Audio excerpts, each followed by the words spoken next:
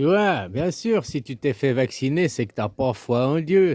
Voilà, c'est pas mal, c'est pas du jugement. Hein, de toute façon, c'était quoi? C'était la grippe, et puis oui, vous ont vacciné contre la grippe. Hein. Voilà, ils se sont fait des couillonneurs. Il n'y a rien eu de complotiste là derrière, si ce n'est pour tester, justement, mettre les gens à l'épreuve du feu. Les gens qui se disent tous, moi je suis croyant, moi je suis croyant, je crois en Dieu, je crois en Allah, je crois au Tout-Puissant, machin. Hein, c'est écrit dans les livres, c'est Matthieu chapitre 24, si tu crois en moi, tu ne manqueras de rien, je te protégerai, machin et tout, quoi. Donc pourquoi, quand il y a une épidémie, les gens, vite, ils ont couru se faire vacciner parce qu'on leur a dit, faut vous vacciner. Alors que les chiffres démontraient que la maladie n'existait pas. Puis là, les gens, parce que j'ai déjà posé la question à des croyants, et ils m'ont répondu, oui, mais au cas où, quoi. Donc tu vois, c'est la preuve qu'ils n'ont pas une véritable croyance en Dieu, quoi. Moi, je te rappelle mes propos, je t'avais dit, moi, je crois en Dieu. Si je dois tomber malade, je tomberai malade. Et si je dois mourir de cette maladie, je mourrai de cette maladie. Mais j'ai passé entre les gouttes. À part si c'est une grippe carabinée, alors ouais, j'ai eu une grippe carabinée, quoi. Une grippe plus. Ça, j'ai eu. Si c'est ça qu'ils appellent le Covid, je l'ai eu, quoi. Mais autrement, j'ai rien eu d'autre, quoi. Voilà, quoi. Donc voilà, moi je crois, j'ai cru en la vie, j'ai cru au Seigneur, et puis j'ai surtout cru, pas cru en les hommes, quoi. Je veux voir des chiffres, je veux voir les preuves, je veux voir les évidences. Tu sais, c'est comme la police scientifique. Hein, t'as la présomption d'innocence jusqu'à ce que la police scientifique trouve les preuves, quoi. Ben, pour le corona, pour le Covid-19, c'est la même chose, quoi. Ça a permis de mettre les gens à l'épreuve du feu de leur foi. Maintenant, ceux qui se sont fait vacciner puis qui disent qu'ils ont une foi inébranlable en le Seigneur, bon, ben, ces gens, ils sont incohérents parce que si tu avais une foi inébranlable en le Seigneur, que le Seigneur te protège, tu n'aurais pas couru derrière un vaccin. Tu aurais attendu de voir les chiffres, tu n'aurais pas cru aux hommes. Tu vois ce que je veux dire? Dans la psyché des gens, les gens ils tombaient comme des mouches, quoi. Hein. Et voilà, c'est ça qu'on nous a fait croire. Que l'épidémie, elle était mortelle, les gens ils tombaient comme des mouches, qu'il fallait absolument porter le masque, absolument. Alors qu'il n'y avait rien, il n'y a rien eu, quoi. Mais justement, ça a mis à l'épreuve des balles, le gilet pare-balles, ça a mis à l'épreuve du feu la foi des gens, quoi. S'ils avaient vraiment foi en Dieu, ou bien alors s'ils avaient foi en l'homme, et l'homme manipulateur, l'homme le malin, quoi, l'homme machiavélique, hein. Qu'est-ce qu'ils ont eu peur, les gens? Ben, ils ont été se faire vacciner.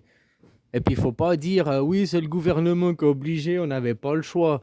Parce que dans aucun pays au monde, ils sont venus avec un fusil, vous mettre le pistolet sur la temple, et puis ils te disaient vaccine-toi ou je te bute, vaccine-toi ou je te bute, quoi. Non, il y a eu, les pires pressions ont été les pressions familiales, les pressions des autres, du collectif, quoi.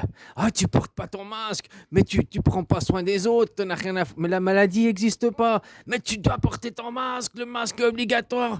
Mais la maladie n'existe pas. Tu dois aller te vacciner, gna, gna, gna, pour le bien collectif. Oh, mais pourquoi le bien collectif? Si toi t'es vacciné, t'as pas besoin de m'obliger à moi. Si moi j'y crois pas, ta maladie, si elle n'existe pas, quoi. Tu comprends? Ça a mis les gens à l'épreuve de leur foi, quoi. Hein? Ceux qui ont vraiment une vraie foi en Dieu et qui n'ont pas confiance en l'homme, qui attendent toujours les chiffres, ben ils n'ont pas été se faire vacciner. Donc après, tu vois, pour classer les gens indirectement, quoi.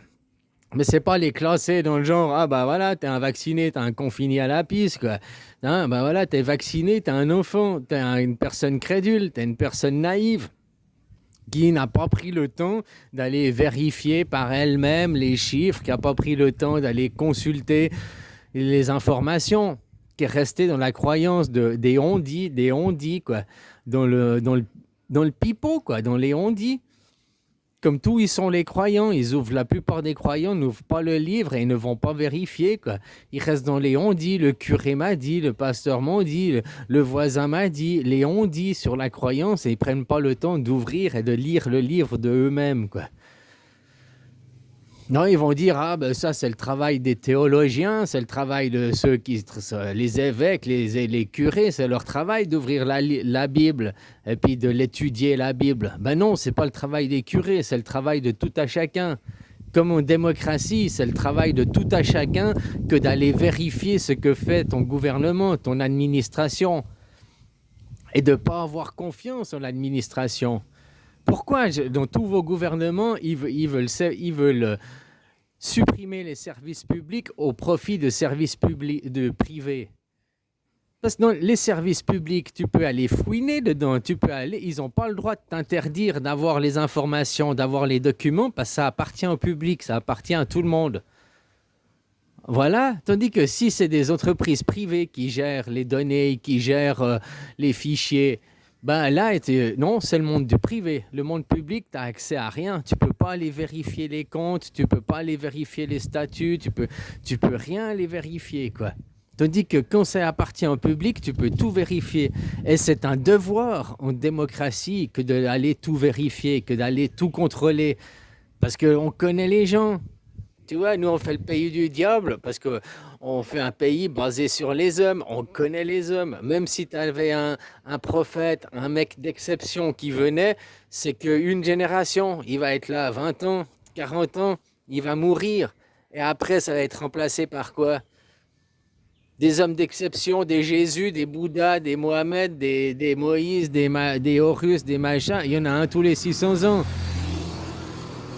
À croire le cheminement, quoi. Hein, voilà, quoi. Tous les 600 ans, il y a un changement civilisationnel. Il y a 600 ans en arrière, c'était la Renaissance. Il y a 1200 ans en arrière, c'était la naissance des musulmans. Hein. Il y a 1800 ans en arrière, c'était le christianisme. Un petit peu plus de 1000 ans, mais... Hein. En fait, ça a changé en l'an 1800, comme je t'avais dit. Moïse, il correspond à pas tout en camion, Akhenaton, 17e, 18e dynastie des pharaons.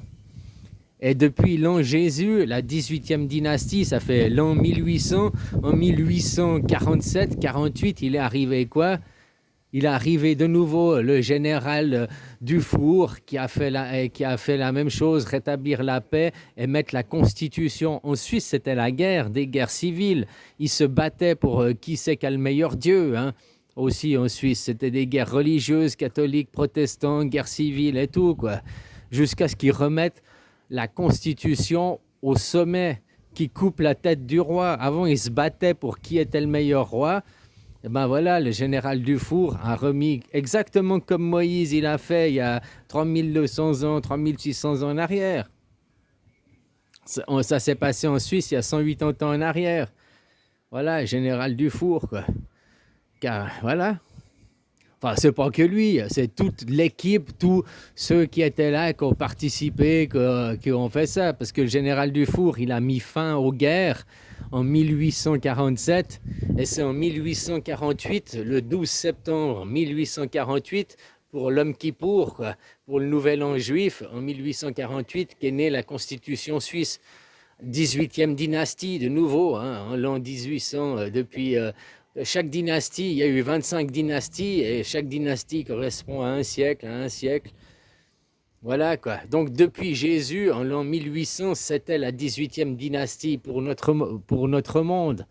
Mais depuis Bouddha, c'était 543 ans de plus. En l'an 1847, c'était 23h90. À l'échelle du temps, c'était 23h90, 23h54 à la pendule.